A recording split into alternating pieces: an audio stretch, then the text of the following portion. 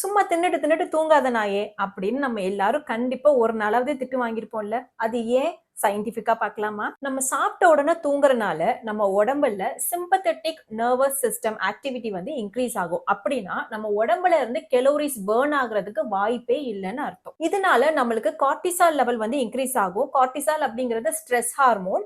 இது மூலியமா நம்மளுக்கு தேவையில்லாத பிரச்சனைகள்லாம் வரும். ஃபர்ஸ்ட் என்னன்னா ப்ரோமோட் ஈட்டிங் பிஹேவியர். அடிக்கடி ரொம்ப பசிச்சுட்டே இருக்கும். இப்பதான் சாப்பிட்டுட்டு வந்திருப்போம், மறுபடியும் பசிக்கும். சோ இந்த விஷயம் நடக்கும். செகண்ட் என்னன்னா ஓவர் திங்கிங். ஒரு சின்ன விஷயத்த போட்டு ரொம்ப யோசிக்கிறது, தேவையில்லாத விஷயத்துக்கு வந்துட்டு ரியாக்ட் பண்றது, ரொம்ப கத்துறது, டென்ஷன் ஆகுறது, சோ ரொம்ப ஸ்ட்ரெஸ்ஸோ டிப்ரெஷனோ இந்த மாதிரி விஷயங்கள்லாம் நடக்கும். தேர்ட் என்னன்னா ஃபேட் டெபாசிட். அந்த கொழுப்பு எல்லாமே வெளியே போறதுக்கு வாய்ப்பே இல்லை, ஏன்னா நீங்க எந்த வேலையும் பண்ணல.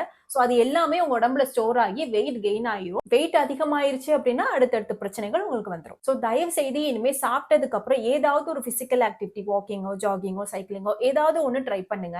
இல்ல எனக்கு இதெல்லாம் பண்ணி பழக்கம் இல்லை அப்படின்னா அட்லீஸ்ட் வீட்ல இருக்கிற பெரியவங்களுக்கு ஹெல்ப் பண்ணணும்னு நினைக்காட்டினாலும் உங்க உடம்புக்காகவாவது நீங்க ஏதாவது ஒரு வேலைகள் பண்ணிக்கலாம். நம்ம செலவு பண்ணி சாப்பிடுறது முக்கியம் இல்லைங்க, சாப்பிட்டதை செலவு பண்ணணும், அதுதான் ரொம்ப முக்கியம். உங்க வீட்லயே யாராவது ஒருத்தர் இப்படி இருப்பாங்களே, அவங்களுக்கு இதை ஷேர் பண்ணுங்க.